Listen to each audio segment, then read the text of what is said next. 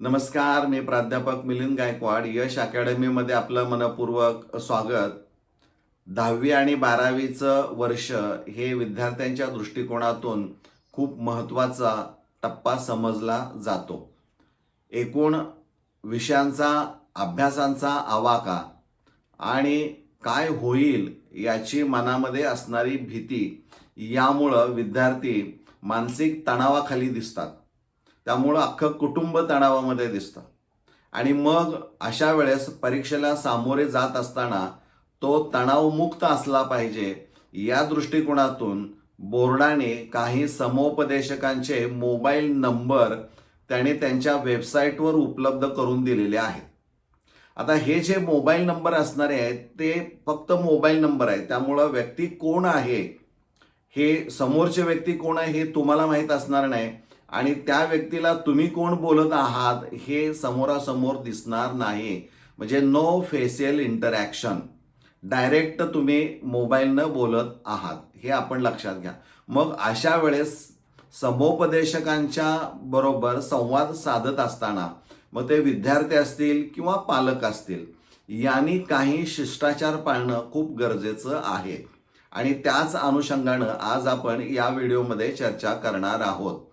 सर्वप्रथम आपणाला आता समुपदेशकांच्या बरोबर संवाद साधायचा आहे. तर संवादाची सुरुवात करत असताना त्यामध्ये स्पष्टता आणि विश्वास असला पाहिजे. म्हणजे संवादाला सुरुवात करताना भीती तुमच्या मनामध्ये असता कामा नये. मोकळेपणाने त्यांच्याशी संवाद साधणं खूप गरजेचं आहे.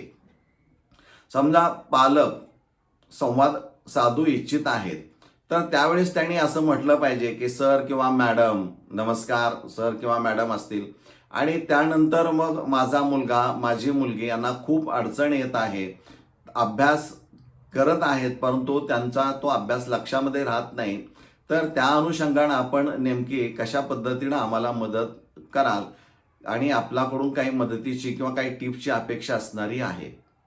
हे पालकांनी या पद्धतीनं विषयाची मांडणी करणं गरजेचं आहे. किंवा विद्यार्थी थेट समुपदेशकांच्या बरोबर संवाद साधू इच्छित आहे तर त्यावेळेस त्याने असं म्हटलं आहे की नमस्ते सर किंवा मॅडम असतील, माझी अभ्यासाची तयारी आहे, चालू आहे, परंतु तो अभ्यास लक्षामध्ये राहत नाही किंवा परीक्षेच्या भीतीमुळं तो विसरतोय.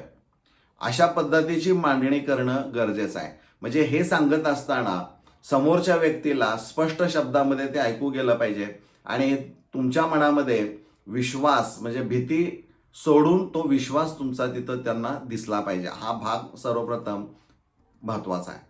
दुसरं महत्त्वाचं आहे की ज्या विषयाबद्दल तुम्हाला अडचण वाटते तो नेमक्या पद्धतीनं सांगणं गरजेचं आहे. म्हणजे अभ्यास होत नाही असं मोगम म्हणून मोकळं होणं आणि चर्चा करणं हे चुकीचं असणारं आहे.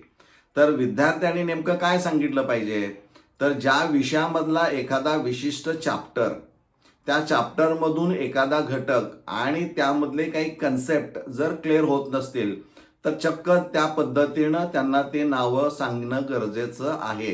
म्हणजे त्यांना नेमकेपणा त्यामध्ये सांगणं खूप गरजेचं असणारं आहे. किंवा त्यांना असंही सांगणं गरजेचं आहे की मी अभ्यास करतोय परंतु माझं टाईम मॅनेजमेंट जे असणार आहे ते वेळेचं नियोजन चुकतंय आणि त्यामुळं केलेला अभ्यास हा माझ्या लक्षात राहत नाही आणि त्यामुळं मला ताण किंवा अडचण निर्माण होत आहे. म्हणजे इतकी स्पष्टता त्याच्यामध्ये आणि नेमकेपणा असणं गरजेचं असणारं आहे. आणि यामध्ये आणखीन एक गोष्ट महत्त्वाची असणारी आहे की नेमकं आपण काय केलं पाहिजे, म्हणजे काय करावे आणि काय करू नये याही गोष्टी खूप महत्त्वाच्या असणार आहेत. म्हणजे बोर्डानं दिलेली वेळ म्हणजे समुपदेशकांच्यासाठी किंवा समुपदेशकांच्या बरोबर संवाद साधण्यासाठी जी वेळ दिलेली आहे, निर्धारित वेळ सकाळी 8 वाजल्यापासून ते रात्री 8 वाजेपर्यंत, याच वेळेमध्ये आपण त्यांच्याशी संपर्क साधणं गरजेचं आहे किंवा संवाद साधणं गरजेचं आहे. दुसरं काय केलं पाहिजे, तर संवाद साधत असताना एखाद्या वहीमध्ये ज्या गोष्टी तुम्हाला क्लिअर मांडायच्या आहेत, बोलायचं आहे, अडचणी आहेत, त्या कागदावर लिहून काढा आणि जिथं शांत वातावरण असेल अशा ठिकाणाहूनच त्यांच्याशी मोबाईलवरून बोला.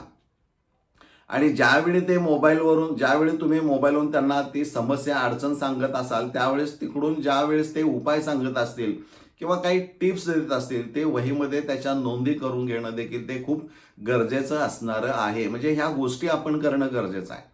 काय टाळलं पाहिजे, तर रात्री अपरात्री जो काही शेड्यूल त्यांनी दिलेला आहे, सकाळी 8 ते रात्री 8 याच वेळेमध्ये आपण त्यांच्याशी मोबाईलवरून संपर्क साधायचा आहे. म्हणजे ही वेळ सोडून रात्री अपरात्री किंवा पहाटे आपण अडचण आली म्हणून किंवा तणाव निर्माण झालाय, टेन्शन आलंय म्हणून जर आपण संपर्क साधता असाल तर ते टाळलं पाहिजे. ते चुकीचं असणारं आहे. आणि ज्या शांत वातावरणातून तुम्हाला फोन करायला सांगितलं आहे, ते वातावरण खूप शांत पाहिजे. अशांत वातावरण असेल तर तुमची नेमकी अडचण काय आहे हे त्यांच्यापर्यंत पोहोचणार नाही. म्हणजे अशांत वातावरण असेल, खूप गडबड आहे, गोंधळ आहे, अशा ठिकाणाहून संपर्क मोबाईलवरून अजिबात करू नका.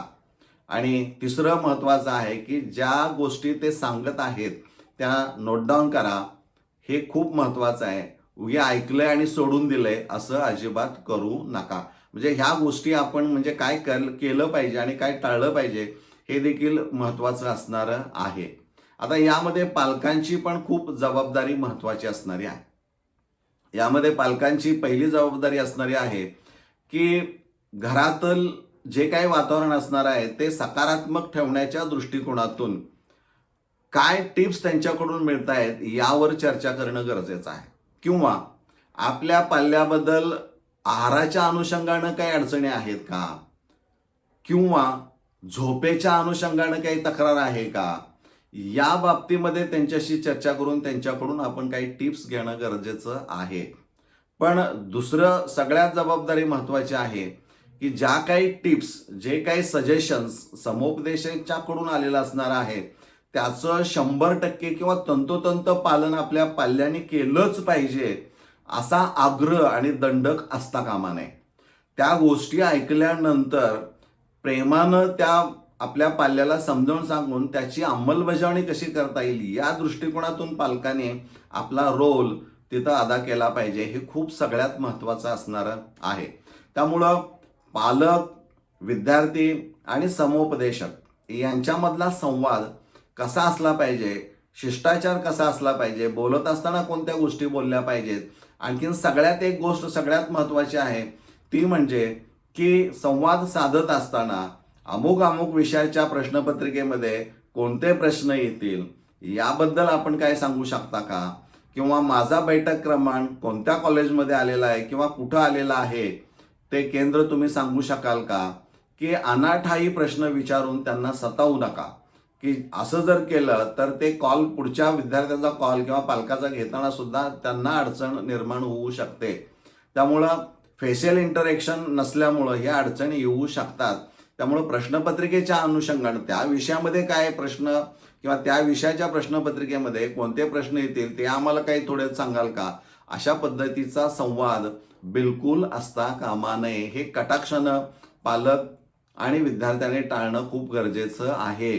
त्यामुळं जे मला वाटलं की आपल्याशी कम्युनिकेशन करणं गरजेचं आहे, कारण आपणाला बोर्डानं खूप मोठी संधी उपलब्ध करून दिलेली आहे आणि त्या संधीचा फायदा आपण आपल्या पाल्यासाठी करून जर घेतला तर त्याचा निश्चित उपयोग येणाऱ्या परीक्षेमध्ये चांगले गुण मिळवण्यासाठी होऊ शकतो.